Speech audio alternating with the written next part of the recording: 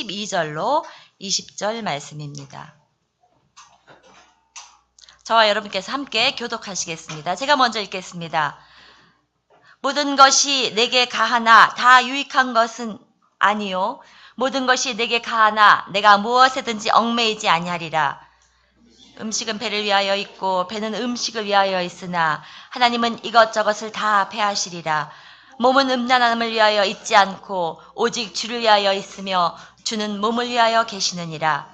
하나님이 주를 다시 살리셨고 또한 그의 권능으로 우리를 다시 살리시리라.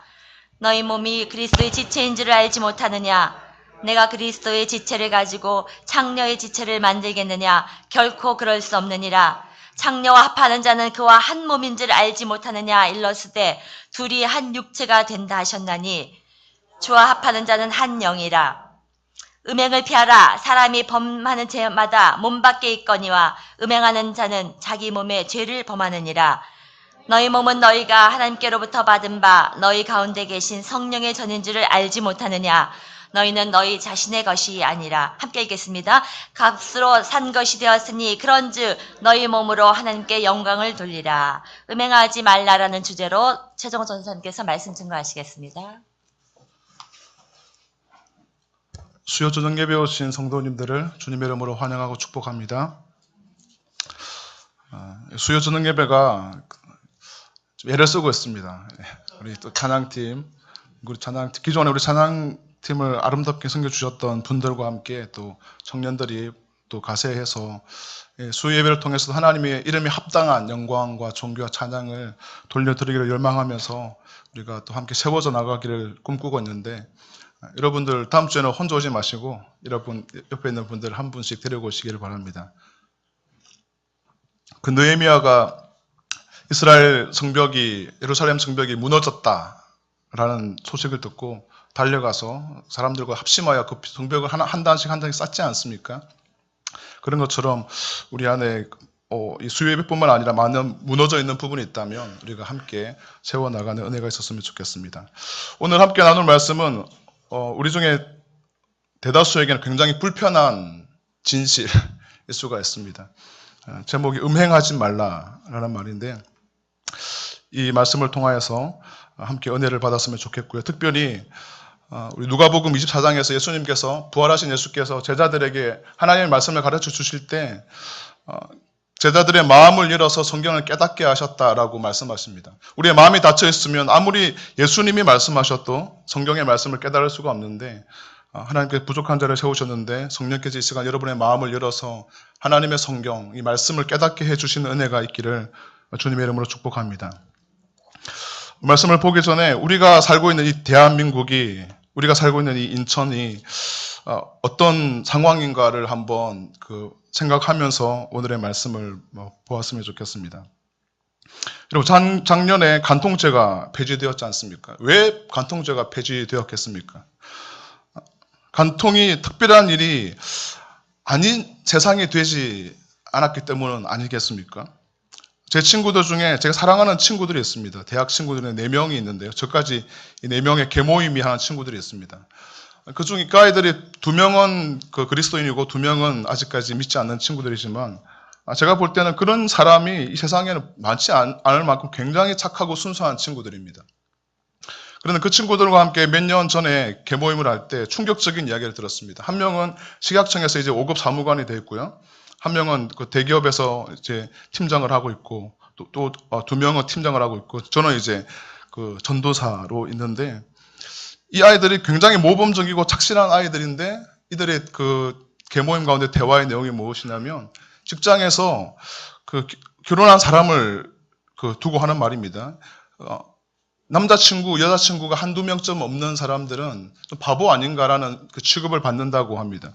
걔네들이 굉장히 음란한 아이들이 아님에도 불구하고 굉장히 보통의 사람이고 굉장히 착실한 사람임에도 불구하고 우리가 살고 있는 이 땅이, 저는 군에 있어가지고 그런 걸 잘 몰랐는데 이 세상에 언제 그렇게 타락했는지 그런 생각을 해보았습니다.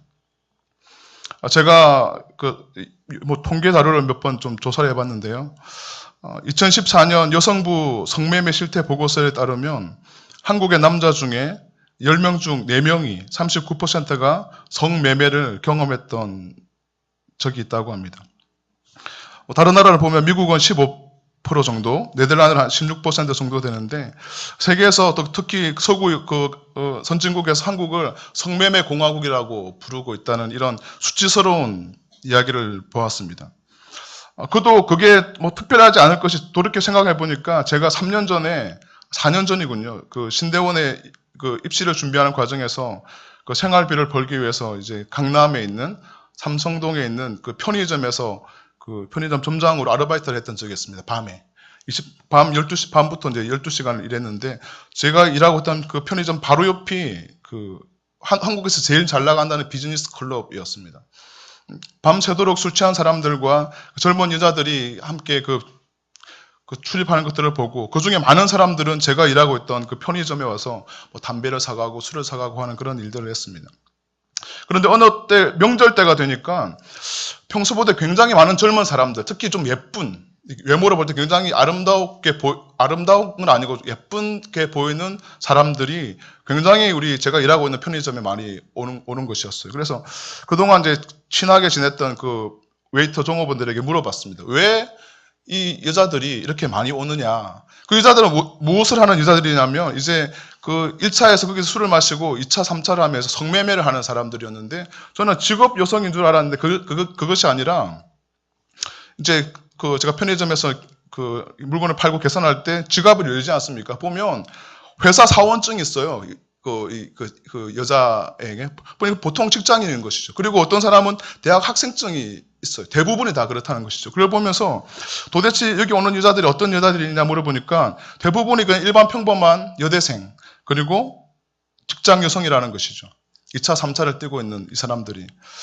그리고 이걸 보면서 야, 우리가 살고 있는 이 한국이, 조국 대한민국이 참으로 하나님 보실 때 지금 마치 소돔과 고모라와 같이 변해가고 있는 건 아닌가라는 두려운 마음이 들기도 했습니다. 제가 이제 청년들을 담당하고 있다 보니까 청년들의 좀 상황을 좀 알고 싶어서 몇 가지 조사를 한번 해봤는데 청소년들은 어떤가? 이 땅의 청소년들, 그 대학생들, 아니 그 청소년 대학생들 넘어서 기독 청년들, 교회 안에 있는 청년들은 어떻게 성에 관해서 어떤 상황인가? 우리의 실태가 질병관리본부가 실시한 청소년 건강 행태 온라인 조사에 따르면 여러분 우리 중고등학교 자녀들 있지 않습니까? 중고등학교 청소년들의 남학생은 7%, 여학생은 2.8%가 성경험이 있다는 것이죠. 고등학생들은 9.8%, 여학생들은 3.5%, 중학생들은 3.8%, 여학생은 1.9%. 첫 경험이 언제냐라고 했을 때 13살 이하라고 하는 충격적인 이야기들이, 그러니까 그냥 어느 좀 믿업지 않은 곳에서 조사한 것이 아니라 질병관리본부에서 2014년에 조사한 통계입니다. 우리의 그냥 초등학생, 제가 초등부를 담당하고 있는데 우리 여기 지금 초등부 선생님들 수예비 오랜만에 오셔서 감사합니다. 우리가 담당하고 있는 이 아이들이 벌써 이 초등학교 때 성매매를 성경험을 하고 중학생이 되면 고등학생이 되면 10명 중 남자들 같은 경우 10명 중 1명은 성경험을 하고 있는 이 세대. 대학생은 어떨까요? 2013년에 대한보건협회 논문에 따르면 6개의 4년제 대학교 600명을 대상으로 조사했는데 남학생 중에 71.5%, 여학생 중에 60.2%가 성행위 경험이 있다는 것이죠. 혼전 순결은 이제 뭐 과거에 고리타분한 이야기가 되어버렸습니다. 이것은 일반 통계죠. 일반 믿지 않는 대학생 다 포함한 통계인데 그러면 교회 안에는 좀 나은가? 제가 볼 때 제가 담당하고 있는 요셉 청년들, 오늘 찬양인도 했던 친구도 요셉이거든요. 그리고 우리 기도원도 있고 우리 요셉과 기도원은 제가 볼 때 굉장히 신실한 청년들처럼 보이는데 제가 쏟고 있지 않나 이런 생각이 들었습니다. 이 통계를 보면서. 2014년 한국교회 탐구센터 설문조사에 따르면 1000명을 조사했다고 하는데 남자 중에 교회 안에 있는 기독 청년입니다. 59%. 10명 중에 6명이, 그리고 여자 중에는 44.4%가 성경험이 있다는 것이고, 저는 이 통계도 충격적인데 이 관계자들의 말에 따르면 실제보다 훨씬 적게 나왔다라고 이야기를 하고 있다는 것입니다. 여러분, 우리 교회 동성애 반대하면서 기도하고 있는데 동성애에서는 어떨까요? 충격적인 것은 이 기독 청년들이 오히려 동성애에 더 관대하고 하다는 그런 통계를 보면서 야, 이래도 괜찮나? 이래도 주님 보시기에 이 조국 대한민국이 복음 코리아, 미션 코리아라는 그런 그 영광을 얻을 만한 나라인가라는 두려움을 가지게 되었습니다. 과연 우리가 살고 있는 이 세대는 너무나 만연하게 이 음란함, 이 판을 치고 있고 다 그렇게 하니까 초등학생, 중학생들도 아니 대학생이 되면 다른 통계인데요. 제가 지난번 다른 우리 요셉 청년부 설교를 위해서 다른 통계를 한번 조사해 봤더니만 대학교 4학년이 되면 남학생들은 80% 이상이 성경험이 있다는 것이죠. 이게 보편적인데 지금 다 그렇게 하고 있는데 과연 그렇게 해도 되는가? 그렇게 해도 상관없는가? 하나님은 여기에 대해서 어떤 태도를 취하고 어떤 입장을 취하시는가? 하나님은 우리에게 요구하시는 것은 무엇인가? 이것을 좀 생각해 보는 시간이 되었으면 좋겠습니다. 오늘의 본문의 말씀을 중심으로 우리를 향한 하나님의 은혜, 또 하나님의 뜻이 무엇인지 한번 살펴보겠습니다. 2000년 전 1세기 고린도 지역에는 고린도 전서는 바울이 3차 전도 여행 때 에베소에서 고린도에 보낸 편지입니다. 1세기 때 기록된 것이죠. 그런데 고린도 지역에는 지금 제가 말씀드렸던 이런 한국, 조국, 대한민국에 있는 음란함과 굉장히 비슷한 수준의 이 음란함이 판을 치고 있던 곳이었고 그곳에 고린도 교회가 세워졌습니다. 12절과 13절 말씀을 한번 다시 읽어보겠습니다. 시작. 모든 것이 내게 가하나 다 유익한 것이 아니요 모든 것이 내게 가하나 내가 무엇이든지 얽매이지 아니하리라. 음식은 배를 위하여 있고 배는 음식을 위하여 있으나 하나님은 이것저것을 다 폐하시리라. 몸은 음란을 위하여 있지 않고 오직 주를 위하여 있으며 주는 몸을 위하여 계시느니라. 고린도 교회 안에 있는 사람들, 특별히 자신은 예수를 구주로 믿어 구원을 받았다는 사람들, 그래서 구원받은 후에 마음대로 살아도 괜찮다고 생각하는 사람들, 이 복음에 대해 오해하는 사람들이 있었다는 것이 문제입니다. 여러분, 우리의 구원은 은혜로 주어지는 것이지 않습니까? 은혜로 구원받았기 때문에 이제 우리는 구원을 한번 받았기 때문에 그 구원은 더 이상 변개치 않은 것이기 때문에 마음대로 살아도 되는, 다시 말하면 죄를 마음대로 지어도 되는 자유가 주어졌다 라고 생각하는 착각을 하고 있던 사람들이 이 고린도 교회의 주류를 이루는 사람들이었습니다.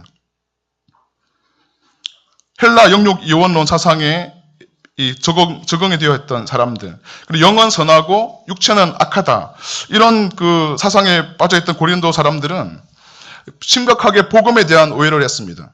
그래서 이들은 나는 한번 예수를 믿으면 구원받는 것이고 또 구원받은 증거로서 은사 있잖아요. 방언이나 통역이나 능력 행하는 것이나 가르치는 것이나 여러 가지 하나의 성령의 은사를 내가 만약에 받았다, 내가 방언을 한다, 그렇다면 이것은 구원에 대한 확실한 증거가 된다고 이들은 생각했습니다. 그래서 나는 한번 구원받았기 때문에 이거 자랑하고 싶은 것이죠. 구원받지 못한 사람이 있으니까. 그래서 그것을 자랑하는 방법으로 나는 너와 다르다, 나는 이런 죄를 지어도 나의 구원은 아무런 문제가 없다라는 생각으로 이 사람들은 죄를 짓는 것에 더 혈안이 되어 있었습니다. 그래서 우리가 5장에 보면 심지어는 자기의 아버지의 아내, 성경학자들이 말하는 계모라고 말하는데 계모와도 이 성관계를 할 만큼 그럼에도 불구하고 부끄러운지 몰랐던 사람들이 고린도 교회 사람들이었습니다. 이런 생각을 가지고 있던 고린도 안에 어떤 사람들은 그들은 모든 것이 가능하다라고 말합니다. 왜냐하면 하나님은 이것저것을 다 폐하셨기 때문이다 라고 이야기하는 것이죠. 오늘 우리가 함께 읽었던 12절과 13절에 나온 내용입니다. 마지막 날이 되면, 주님 다시 올지 그때가 되면 이 범죄한 우리의 육체는 이 영육 이원론 사상에 가지고 있다 했지 않습니까? 그러니까 영은 선하고 육체는 악하다라는 생각이기 때문에 이 악한 육체가 부활할 때 부활을 안 한다고 생각했습니다. 그래서 영만 선하게 가꾸고 있으면, 이 하나님을 아는 지식만 가지고 있으면 우리의 육체는 얼마나 많이 더러워지든지 상관없다는 것이죠. 왜냐하면 마지막 때가 되면 하나님은 이 육체를 폐하실 것이기 때문에 육체를 가지고 죄를 짓는 것이 아무 문제가 없다고 생각했습니다. 그래서 그들이 하는 말이 이것입니다. 여러분, 13절 말씀은 굉장히 이해하기 어려운 말씀입니다. 음식은 배를 위하여 있고 배는 음식을 위하여 있다. 이게 무슨 말일까요?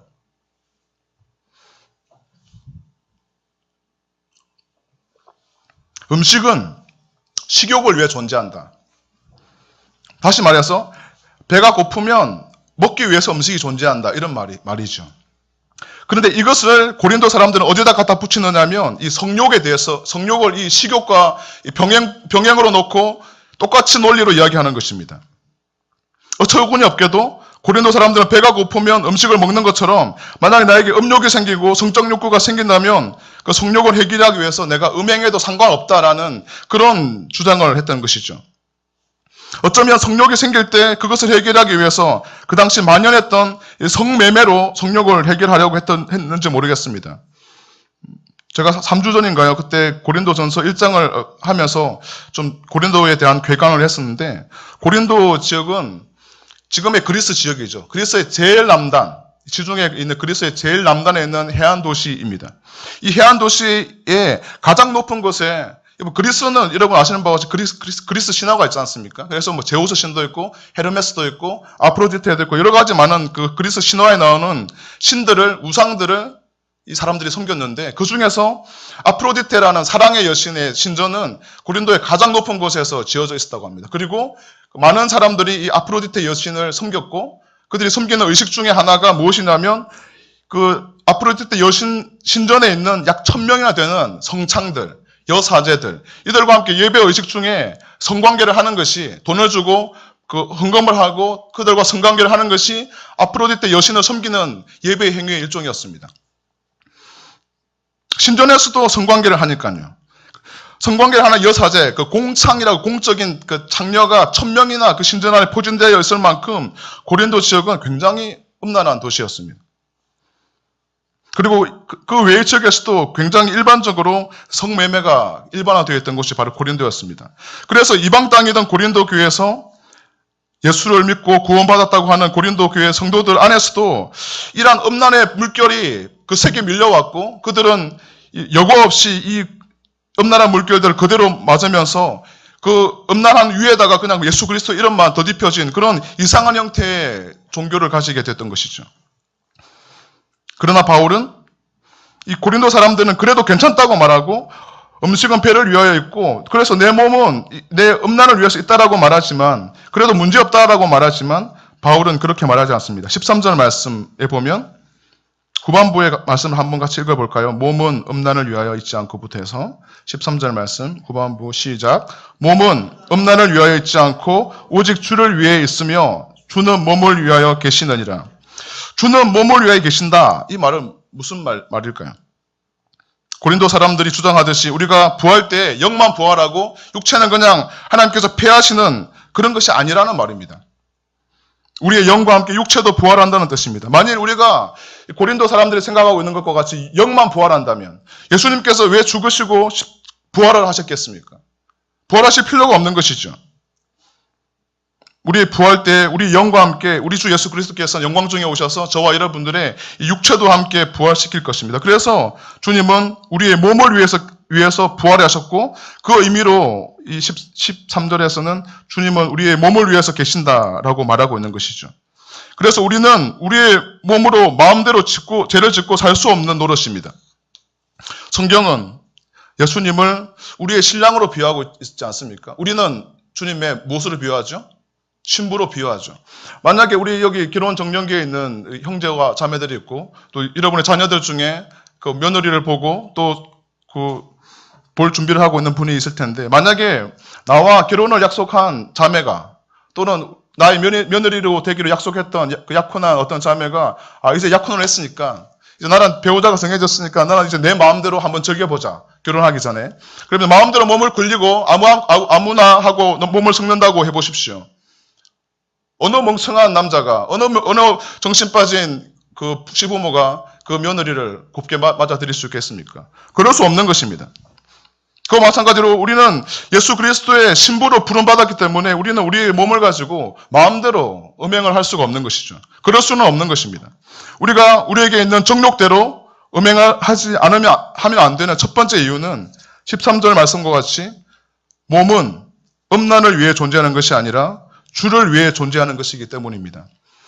사랑하는 성도 여러분, 저만 말하니까 너무 이렇게 힘들고 여러분 졸리시는 분도 있는 것 같아요. 옆에 분에게 한번 축복하면서 당신은 주를 위해 존재하는 사람입니다. 한번 축복합시다. 당신은 주를 위해 존재하는 사람입니다. 한 번씩 시킬 테니까 잠을 깨시는 용도로 사용해 주시기 바랍니다. 그래서 우리는 우리의 몸으로 주님이 기뻐하시는 일을 해야 합니다. 예수님도 그러셨습니다. 하나님이신 그분이 이 땅에 오셔서 우리에게 말씀하시기로 나의 양식이 무엇이냐면 나의 양식은 하나님이 기뻐하시는 그것을 행하는 것이고 그것을 온전히 이루시는 것이라고 요한복음에서 말하고 있습니다. 사랑하는 성도 여러분, 여러분을 향한 하나님의 뜻을 여러분의 양식으로 삼아 하나님의 기쁨이 되는 여러분이 되시기를 주님의 이름으로 축복합니다. 우리가 왜 우리에게 있는 정욕대로 우리의 몸을 마음대로 사용하면 안 됩니까? 그 두 번째 이유는 15절부터 17절까지 말씀했습니다. 한번 같이 읽어보겠습니다. 시작. 너희 몸이 그리스도의 지체인 줄을 알지 못하느냐? 내가 그리스도의 지체를 가지고 장녀의 지체를 만들겠느냐? 결코 그럴 수 없느니라. 장녀와 합하는 자는 그와 한 몸인 줄을 알지 못하느냐? 일러스되 둘이 한 육체가 된다 하셨으니 주와 합하는 자는 한 영이니라. 두 번째 이유는 우리 몸이 바로 그리스도의 지체, 곧 그리스도의 몸이기 때문입니다. 한 번 더 축복하면서 말할까요? 당신의 몸은 그리스도의 몸입니다. 졸 수가 없는 구조로 지금 올라가고 있습니다. 그리스도의 지체인 우리의 몸을 가지고 장녀의 지체를 만들 수 있느냐라는 질문입니다. 여러분, 그럴 수 있습니까? 결코 그럴 수 없느니라. 이것이 바울의 말입니다. 바울은 강력하게 강조하고 있습니다. 여러분, 창세기 2장 24절에서 하나님께서 남자와 여자를 딱 지어줄 때 이렇게 말하지 않습니까? 남자가 부모를 떠나 그의 아내와 합하여 둘이 한 몸을 이룰지로다. 제가 결혼을 해보니까 알겠습니다. 결혼을 해보니까 저 사람은 나와 한 몸이구나 라는 것들을 결혼을 해보니까 알겠더라고요. 아직 모르는 분들 우리 빨리 결혼하시기를 축복합니다. 우리를 창조하신 하나님께서는 남녀가 몸이 합해지면 그것이 그 한순간의 쾌락으로, 짜릿한 쾌락으로 끝나는 것이 아니라 그것이 한 몸을 이룬다라고 말씀합니다. 그런데 이게 헬라 원어와 구약의 히브리 원어를 보면 이 연합한다, 한 몸을 이룬다 이 말은 무슨 뜻이냐면 접착제로 딱 붙어가지고 떨어지지 못하게 한다는 말입니다. 그냥 하룻밤의 쾌락이 아닙니다. 제가 이번에 좀 조사하다 보니까 여러 가지 용어를 많이 알게 됐는데 원나잇, 그래서 그냥 하룻밤 자고 헤어지는 그런 관계를 원나잇이라고 하더라고요. 그렇게 사람들이 말하듯이 한순간의 쾌락을 위해서 존재하는 것이 아니라 이 몸이 연합되는 그 순간에는 접착제로 딱 붙어가지고 떨어지지 않는 그런 상태가 된다는 것이 심각한 문제인 것이죠. 그런데 한 번에 그 쾌락으로 지나가 버리면 뭐가 문제가 되겠습니까? 그런데 그렇지 않다는 것이 문제이죠. 순간적인 결합이 아니라 쉽게 떨어지지 않는 견고한 결합을 의미합니다. 그래서 우리가 만약에 장녀와 합하는 사람은 장녀가 하나가 된다는 것이죠. 그리고 주와 합하는 사람은 주와 하나가 된다는 것입니다. 사랑하는 성도 여러분, 누구와 하나가 되기를 원하십니까? 주와 합하여 주와 하나가 되는 여러분이 되시기를 주님의 이름으로 축복합니다. 우리가 왜 우리에게 있는 정욕대로 우리의 몸을 마음대로 사용하면 안 됩니까? 그 세 번째 이유가 18절부터 19절의 말씀에 있습니다. 한번 같이 읽어보겠습니다. 시작. 음행을 피하라. 사람이 범하는 죄마다 몸 밖에 있거니와 음행하는 자는 자기 몸의 죄를 범하느니라. 너희 몸은 너희가 하나님께로부터 받은 바 너희 가운데 계신 성령의 전인 줄을 알지 못하느냐. 너희는 너희 자신의 것이 아니라. 그 세 번째 이유는 음행하는 죄는 몸 안의 죄를 범하는 것이기 때문입니다. 다른 모든 종류의 죄는 오늘 성경의 말씀에 따르면 몸 밖에 범하는 죄지만 음행이 왜 치명적으로 문제가 되냐면 몸 안에 죄를 범하는 것이기 때문입니다. 그런데 몸 안에 범하는 죄가 뭐가 문제입니까? 몸 안에 범하든지 몸 밖에 범하든지 다 죄지. 그런데 성경은 그렇게 말하지 않습니다.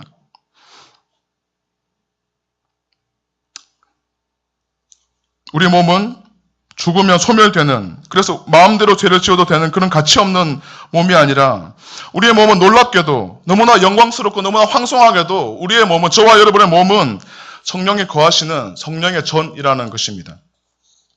고린도전서 3장 16절 말씀에 따르면 너희가 하나님의 성전인 것과 하나님의 성령이 너희 안에 거하시는 것을 알지 못하느냐. 성도의 몸은 하나님의 성령이 거하시는 하나님의 성전입니다. 그래서 우리는 우리의 몸으로 음행을 일삼으면 이 하나님의 성전을 더럽히는 것이죠. 여러분, 그럴 수는 없습니다. 우리가 지금 예배 드리고 있는 이 예배당은 성전이 아닙니다. 아시죠? 성전은 솔로몬 성전이 무너졌고요. 그리고 스룹바벨 2차 성전도 무너졌습니다. 그리고 AD 70년경에 로마에서 3차 성전, 헤롯 성전도 무너졌고 더 이상 성전은 없습니다. 우리가 드리고 있는 이 예배드리는 이 공간은 예배당입니다. 근데 이 예배당에서도 조차도 만약에 우리가 음행을 일삼는다면, 제가 여기서 여러분에게 설교를 하면서 또 오늘 밤에 이 위에서 제가 생각지도 못하는 추잡한 행동을 한다면 여러분들이 저를 어떻게 보시겠습니까? 당장 쫓아내지 않겠습니까? 제가 만약에 설교를 하면서 이 예배당에서, 성전이 아닙니다. 예배당에서 제가 이 물을 안 마시고 술을, 목마르다고 맥주를 한 잔 이렇게 마시면서 설교를 한다 해보십시오. 이 안에 맥주가 들어있는 걸 알고 있는 여러분 중에 저를 여기 그냥 그대로 두실 분은 누가 있겠습니까? 아무도 없습니다. 만약에 제가 이게 맥주 마시고 소주 마시고 있는 걸 보면서 저를 이게 그대로 두는 사람은 정신 나간 성도입니다. 당장 쫓아내야죠. 자격이 없는 사람이죠. 그런데 우리 몸은 예배당이 아니라요, 하나님의 성전이라고 말합니다. 그런데 우리가 어떻게 성전에 우리의 몸을 가지고 우리의 마음대로 음행하며 지낼 수가 있겠습니까? 그럴 수는 없습니다. 우리 옆에 분들에게 한 번 더, 지금 조시려고 폼 잡는 분이 계셔가지고, 당신의 몸은 하나님의 성전입니다. 그렇습니다. 우리의 몸은 하나님께서, 그리스도께서 피로 값주고 사신 하나님의 소유입니다. 우리가 예수를 믿는 그 순간 우리의 몸은 새로운 피조물이 됩니다. 비록 어제와 같이, 그리고 고백하기 몇 번 전과 같이 우리는 여전히 범죄하고, 여전히 연약하고, 여전히 우리가 안에 죄악의 습관이 있고, 그래서 또다시 넘어질 가능성이 여전히 존재하지만, 우리가 예수를 구주로 고백하는 그 순간 우리는 새로운 피조물이 되고 성령이 우리 가운데 내주하시면서 하나님 보시기에는 우리가 그냥 그렇고 저런 그런 마음대로 굴려도 되는 그런 몸이 아니라 영광스러운 하나님의 전이라는 것들 우리는 기억해야 합니다. 우리는 그래서 우리의 몸을 우리의 마음대로 사용하면 안 되고 하나님을 위해서 사용해야 됩니다. 덩기가 이전되었습니다. 이제는 우리가 예수를 구주를 믿는 그 순간에 우리의 몸은 우리의 것이 아니라 우리의 덩기가 하나님께 딱 이전되었기 때문에 우리가 마음대로 우리의 몸을 쓰고 싶은 분이 있으면 하나님께 물어보고 써야 됩니다. 한 번 더 말해볼까요? 하나님께 물어보고 쓰십시오. 네, 지금 좀 예배가 끝나나 싶은 또 생각을 하시는 분들이 있겠지만 조금 더 하겠습니다. 우리는 지금까지 왜 우리가 우리의 정력대로 음행을 하면 안 되는가에 대한 말씀을 성경을 통하여 살펴보았습니다. 첫 번째는 음란을 위해 존재하는 자가 아니라 우리 성도는 주를 위해 존재하는 자이기 때문에 우리는 우리의 몸을 가지고 음행을 하면 안 된다. 두 번째는 우리의 몸은 그리스도의 몸이기 때문에 우리는 음행하면 안 되고 우리의 몸은 성전이기 때문에 하나님이 거하시는 성전이기 때문에 우리는 음행하면 안 된다라고 했습니다. 그런데 우리는 이 음란한 세대 가운데 과연 어떻게 성도로서 음행하지 않을 수가 있을까요? 그 세 가지 방법을 성경을 통해서 한번 살펴보겠습니다. 먼저는 18절 말씀입니다. 18절 처음 두 구절만 읽겠습니다. 시작. 음행을 피하라. 네, 첫 번째 음행을 하지 않을 수 있는 첫 번째 방법은 음행의 유혹에서 피하는 것입니다. 한 번 더 옆에 분에게 축복하며 너무 많이 시킨다고 안 올까 걱정됩니다. 음행의 유혹에서 피하십시오. 여러분 누가 피했을까요? 성경의 많은 인물 중에 누가 음행의 유혹에서 피했을까요? 역시 우리 수예배 오시는 분들은 성령 충만하시고 말씀의 지혜가 넘치시고 대부분 보니까 또 성경 통독도 오시는 분이 많이 있으시고 교사들도 많으시고 축복합니다. 요셉이 그러죠. 이 음행의 유혹에서 피하라. 음행을 피하라 할 때 이 피하다라는 헬라 원어를 보면 도망가다, 쏜살 났게 불이 나게 도망가다 이런 의미가 있습니다. 요셉이 여러분이 말씀하신 것 같이 보디발의 아내가 자신을 동침하자고 유혹할 때 옷을 막 부여잡으면서 유혹할 때 그때 그 유혹의 현장에서 도망갔지 않습니까? 비록 그는 그 도망감을 통하여서 일시적으로 누명을 쓰고 감옥에 갇혔습니다.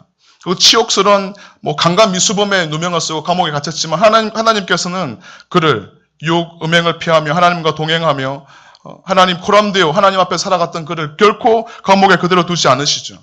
결국은 하나님께 높이 들어서 하나님의 백성들을 구원하시는 구원의 통로로 삼으셨던 것을 기억하면서 우리는 음행하지 않고 음행의 현장에서 피해야 하는 여러분의 지혜가 있기를 축복합니다. 음행을 하지 않는 두 번째 방법은 음행을 끊어버리는 것입니다. 여러분 옆에 분에게 한 번 더 축복할까요? 음행을 끊어버리세요. 네, 끊어야 됩니다. 개인이나 공동체의 음행이 행해지는 순간 그 개인과 공동체는 하나님으로부터 끊어집니다. 여러분, 음행을 하는 순간 하나님부터 끊어지고요. 음행을 끊는 순간 하나님과 이렇게 축복의 통로가 열려지는 것들을 여러분 잘 아시지 않습니까? 다윗이 그랬습니다. 다윗이 어떤 사람입니까? 하나님 마음에 합한 사람이었고요. 이스라엘 역사상 가장 위대한 왕으로 칭송받는 다윗이, 그 위대한 왕 다윗이 음행하는 순간, 밧세바를 범하는 순간, 그리고 그 밧세바에 범했던 것을 합리화하기 위해서 밧세바의 남편이었던 우리아를 죽이는 순간, 이 다윗은 그 모든 것들이 일거에 다 무너져 버렸습니다. 다윗의 인생을 보면 이렇게 막 기하급수적으로 상승곡선을 그리다가 밧세바와의 가늠 순간에 그는 급격하게 인생이 추락하는 것들을 보게 됩니다. 우리가 마지막으로 오늘 찬양했던 찬양곡 있지 않습니까? 정결한 마음 주시옵소서. 오 주님, 정직한 영을 새롭게 하소서. 나를 주님 앞에서 멀리하지 마시고 주의 성령을 내게서 거두지 마옵소서. 그 구원의 기쁨을 내게 다시 회복시켜 주십시오. 변치 않는 마음을 내게 주십시오. 라고 말했던 것이 바로 이 다윗이 밧세바와의 간통 사건을 선지자 나단이 지적했을 때 그가 고백했던 그 찬양의 고백입니다. 이것이 바로 시편 51편의 고백이죠. 우리 한번 같이 읽어볼까요? 시편 51편입니다. 여러분, 다윗은요, 다윗 인생에 음행이 딱 들어오는 순간 여러분 어떤 일이 벌어지는지 아시죠? 그러니까 음행했던 그 밧세바와 사이에 낳았던 아들이 태어났습니까? 태어나서 죽었죠. 그리고 그냥 죽고 끝났습니까? 여러분, 다윗에게 딸이 있었습니다. 다말이라는 딸이 있었거든요. 암논이라는 또 아들이 있었습니다. 이 암논이 이 다말을 사랑했어요. 그래서 이 다말을 범해버린 거죠. 굉장히 그 교묘한 그 술수를 써가지고 이 다말을 강간했습니다. 그러자 이 강간 현상을 알고 있던 다윗의 아들, 또 다른 아들 압살롬이 이걸 분노하면서 2년 동안 참고 있다가 2년 뒤에 그 형제였던 암논을 죽여버립니다. 그리고 압살롬은 자신의 아버지 다윗에게 반역을 하죠. 그리고 아버지가 거느리고도 후궁들을 백주의 대낮에 많은 사람들을 보는 앞에서 강간하게 됩니다. 음행이 한번 그 다윗의 집에 들어오는 순간에 그 피비린내 나는 그 죽음과 더러운 음행들이 그 집안 가운데 퍼져나갔던 것들을 우리는 기억해야 합니다. 하지만 어쩌면 지금 이 순간 굉장히 불편한 분들 많으실 텐데 음행을 이미 했는데 어떻게 해요 그러면? 나는 음행을 했는데 이미 내 안에 음란함이 있고 지금도 그 음란함을 행하고 반복해서 행하고 있고 과거의 음란의 기억들이 음행의 기억들이 내게 있는데 그럼 나는 어떻게 해야 되느냐? 다윗을 본받으시기를 주님 이름으로 축복합니다. 다윗은 용서받지 못할 죄를 범했지만 그가 하나님 앞에 회개하며 나아갔을 때 하나님께서 나단을 통하여서 그를 용서해 주셨습니다. 그리고 그 다윗은 시편 51편을 기록하게 되죠. 1절과 2절 말씀 한번 같이 읽어보겠습니다. 51편 1절 2절 시작. 하나님이여 주의 인자를 따라 내게 은혜를 베푸시며 주의 많은 긍휼을 따라 내 죄악을 지워주소서. 나의 죄악을 맑게 씻으시며 나의 죄를 깨끗이 제하소서. 7절입니다. 우설처럼 나를 정결하게 하소서. 내가 정하리이다. 나의 죄를 씻어주소서. 내가 눈보다 희리이다. 9절부터 12절. 주의 얼굴을 내 죄에서 돌이키시고 내 모든 죄악을 지워주소서. 하나님이여 내 속에 정한 마음을 창조하시고 내 안에 정직한 영을 새롭게 하소서. 나를 주 앞에서 쫓아내지 마시며 주의 성령을 내게서 거두지 마소서. 주의 구원의 즐거움을 내게 회복시켜 주시고 자원하는 심령을 주사 나를 붙드소서. 마지막 17절입니다. 하나님께서 구하시는 제사는 상한 심령이라. 하나님이여 상하고 통해하는 마음을 주께서 멸시하지 아니하시리이다. 이 범죄의 현장 가운데 하나님 음행을 행하면 하나님을 가만두지 않습니다. 그건 누구든지 어떤 공동체든지 어떤 개인이든지 하나님은 거룩하시기 때문에 여러분의 개인의 삶에 여러분의 가정에 여러분의 공동체 가운데 만약에 이 음란함의 죄가 있다면 하나님은 관가하실 수 없이 거룩하신 분이십니다. 그래서 이것을 끊어내지 않으면 안 된다는 것이죠. 우리가 주님 앞에 다윗과 같이 하나님께 회개하며 우리의 잘못을 고백하며 나갈 때 하나님 우리에게 세컨 찬스를 분명히 주실 것입니다.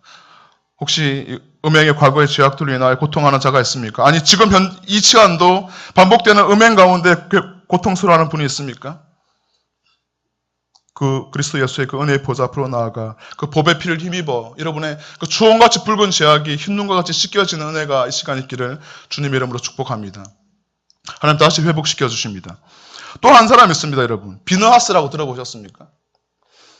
이스라엘 민족이 출애굽을 했습니다. 그리고 이제 가나안 땅에 거의 다 도착했습니다. 민수기 25장에 나오는 말씀입니다. 요단강 동편에 이 모압 땅에 있었을 때 시딤이라는 곳에 이 이스라엘 백성들이 갔습니다. 그런데 그곳에 보니까 모압 여인들이 너무 예쁜 것이죠. 그래서 이 이스라엘 백성들이 이 모압 여인과 음행을 일삼았습니다. 여러분, 음행이 왜 제가 무서웠냐 하면요. 음행을 하게 되면 그 음행 배후에 있는 영적인 세력들의 공격을 받기 때문입니다. 민수기 25장에 보면 그 땅 이스라엘 백성들이 그 모압 여인과 음행을 했는데 음행을 하자 드러나는 결과는 무엇이냐면 그들이 섬기고 있는 신들에게 가서 절을 했다는 것입니다. 여러분, 아프로디테 여신을 섬기기 위해서는 그 신전에 있는 천명이 되는 그 성창들과 성관계를 맺어야 됩니다. 음란을 행해야지 아프로디테 여신을 섬기는 행위가 됩니다. 마찬가지로 오늘 민수기 25장에 나오는 이 모압 여자가 섬겼던 여신이 무엇이냐면 바알 부올이라는 여신인데 그 여신도 똑같습니다. 이 아프로디테하고 똑같습니다.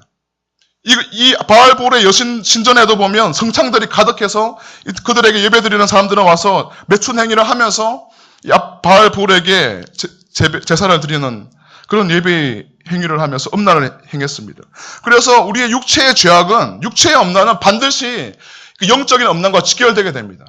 여러분, 이 이스라엘 백성들이 그 가나안 땅을 들어갔지 않습니까? 왜 멸망했습니까?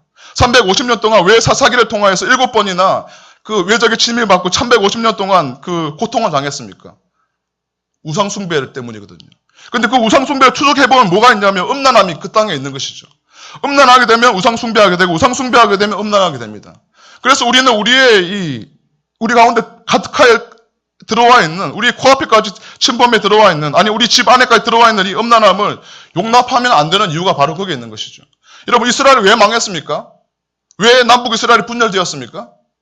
왜 그 위대한 왕 다윗과 솔로몬의 나라가 왜 무너져 버렸습니까? 솔로몬의 우상숭배 때문입니다. 솔로몬의 1000명이나 되는 첩을 거느리고 와가지고 그들이 가지고 왔던 모든 그 우상들을 다 수용하고 하나님이 끊어버리라 말했지만 끊지 않고 그대로 가지고 있었기 때문에 하나님은 거룩하신 그분이 용납하시겠습니까? 용납할 수 없죠. 그래서 남북 이스라엘이 분열되었습니다. 북이스라엘은 BC 720년에 아수르에 망했습니다. 왜 망했습니까?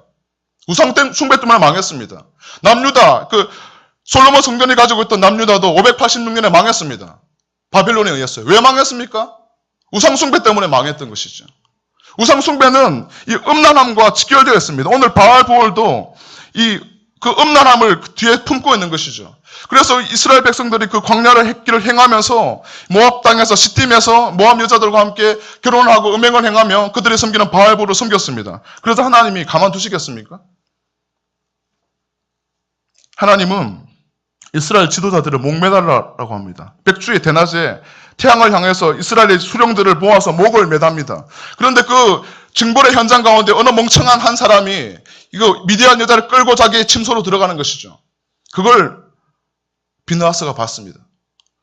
이미 지금 하나님은 징벌 때문에 자신들이 우상 숭배하고 하나님을 떠났던 그 현장에서 하나님은 그 하나님의 지도자들을, 이스라엘 백성의 지도자들을 목매달아 죽이고 거기 있는 현장에서 이 멍청한 이 사람이 앞뒤 분간하지 못하고 이방 여자를 데리고 자기 침소에 들어가는 걸 보면서 비느하스가 창을 들어서 던져서 성경의 표현에 보면 그 남자와 여자의 배를 뚫어가지고 죽였다고 되어 있죠. 그렇게 그 가운데 있는 음란을 제거해버리니까 비느하스가 의로운 창을 들어서 그 음란함을 찍어버리니까 하나님이 그제서야 그 땅에 있는 질병들을, 역병들을 거치게 하셨습니다. 그런데 그 결과는 너무 참혹합니다. 그 음행의 결과는 너무나 비참합니다. 24,000명이나 되는 사람이 그 병에 걸려서 그 땅에서 죽었습니다. 왜요? 음란 때문에요. 여러분, 음란은 두면 안 됩니다. 찍어버려야 되고 끊어버려야 됩니다. 그래야지 하나님의 그 은혜가 흘러갈 수가 있는 것이죠. 음란을 방치하면 하나님의 은혜가 끊어집니다. 역사를 볼 때 수없이 많은 나라와 민족들이 하나님의 은혜로 흥했다가 왜 그들이 무너져 버렸습니까? 왜 지금 유럽의 우리가 말하는 소위 선진국이라 말하는 네덜란드와 영국과 프랑스와 독일이 왜 무너져 버렸습니까? 하나님을 떠났거든요. 음란했거든요. 우상숭배했거든요. 동성했거든요. 마지막으로 우리가 음행하지 않을 수 있는 세 번째 방법은 우리의 몸으로 하나님께 영광을 돌리는 것입니다. 오늘 함께 읽었던 고린도전서 6장 20절 말씀을 한 번 더 읽어보겠습니다. 19절 후반부부터 너희는 너희 자신의 것이 아니라부터 한번 19절부터 20절까지 읽겠습니다. 시작. 너희는 너희 자신의 것이 아니라 값으로 산 것이 되었으니 그런즉 너희 몸으로 하나님께 영광을 돌리라. 음행하지 않을 수 있는 세 번째 방법은 우리의 몸으로 하나님께 영광을 돌리는 것입니다. 마지막으로 옆에 분에게 당신의 몸으로 하나님께 영광을 돌리십시오. 한번 축복합시다. 우리가 음행하지 않을 수 있는 세 번째 방법은 적극적으로 하나님께 우리의 몸을 가지고 영광을 돌리는 것입니다. 여러분, 이 복음은 굉장히 신비롭습니다. 그리고 우리는 복음을 굉장히 철저하게 공부해야 됩니다. 오해를 하니까 이상한 짓을 하는 겁니다.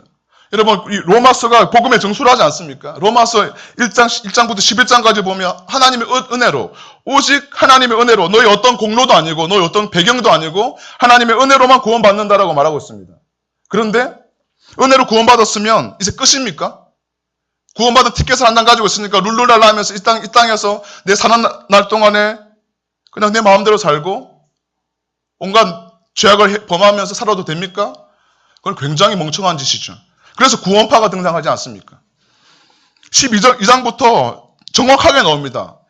너희 몸을 하나님께서 기뻐하시는 거룩한 산 제물로 드리라. 이는 너희의 드릴 영적 예배니라. 몸을 드리라. 이것은 몸을 드리는 것인데 이것이 왜 영적 예배입니까? 이 몸이라는 말은 너의 지와 정과 의를, 너의 전 인격을 하나님 앞에 드리라. 너희가 은혜로 구원받았기 때문에 이제는 주님 나라 갈 때까지, 주님 보좌 앞에 설 때까지 네 마음대로 살지 말고 값으로 산 것이 되었으니 이제 너의 몸을 하나님이 기뻐하시는 산 제물로 드리라. 이는 너의 드릴 영적 예배니라.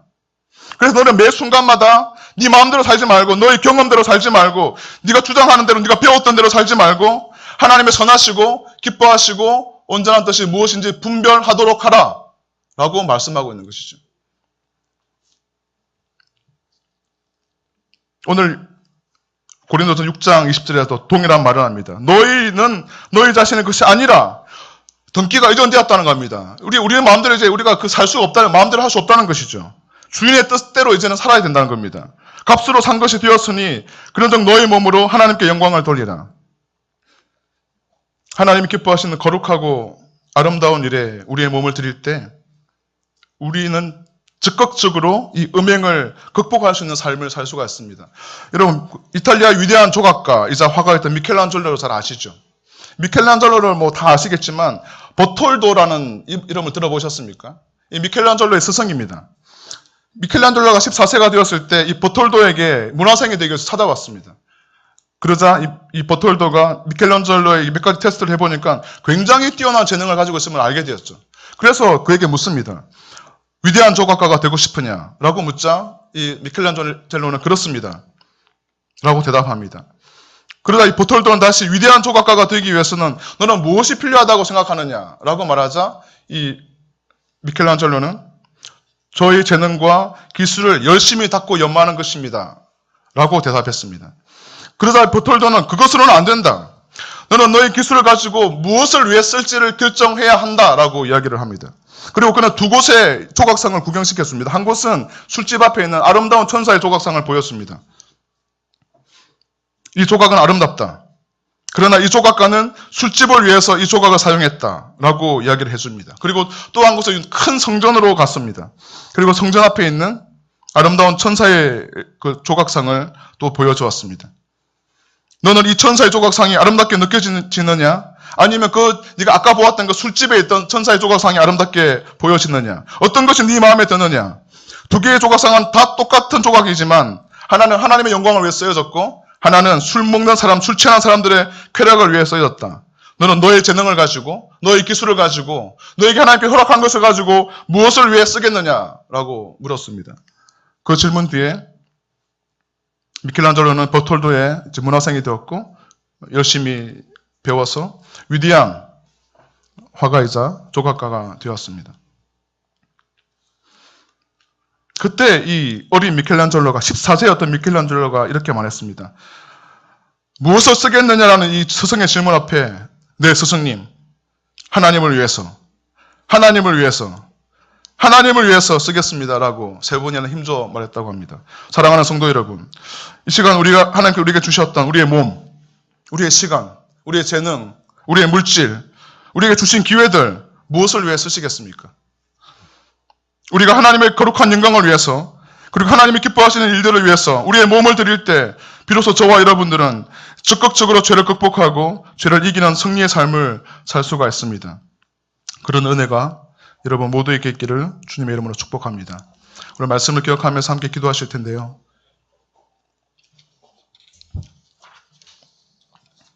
음행하지 말라. 이 음행은, 육체의 음행은 반드시 영적인 음행과 직결되게 됩니다. 영적인 음행은 우상숭배라고 하죠. 우상숭배 하나님이 싫어하시는 것입니다. 우리가 음행하는 순간에 하나님으로부터 끊어지고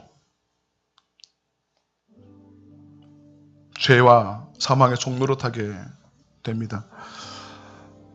이 시간 우리의 자신을 정직하게 한번 보시면서 기도하시겠습니다.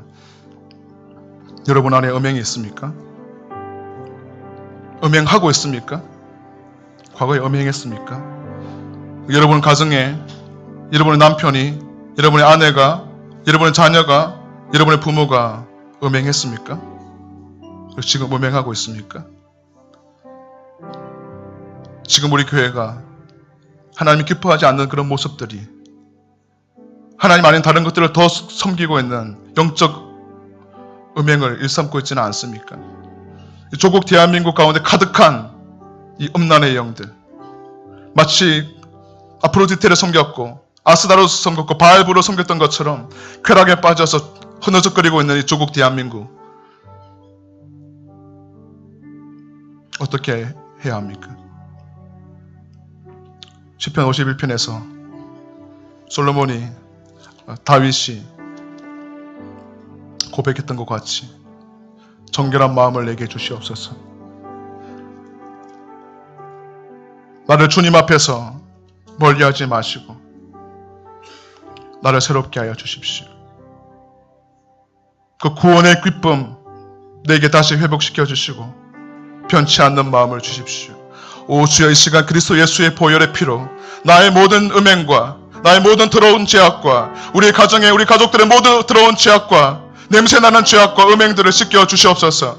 하나님, 이 나라와 이 민족 가운데 흐르는 하나님 가득한 음란의 세력들이 예수의 이름으로 끊어지게 하여 주시고 다시 한번 하나님의 그 축복의 물줄기가 회복되어지는 은혜의 밤이 될 수 있도록 주 역사하여 주십시오. 우리 주의 이름을 한번 크게 부르고 기도하시겠습니다.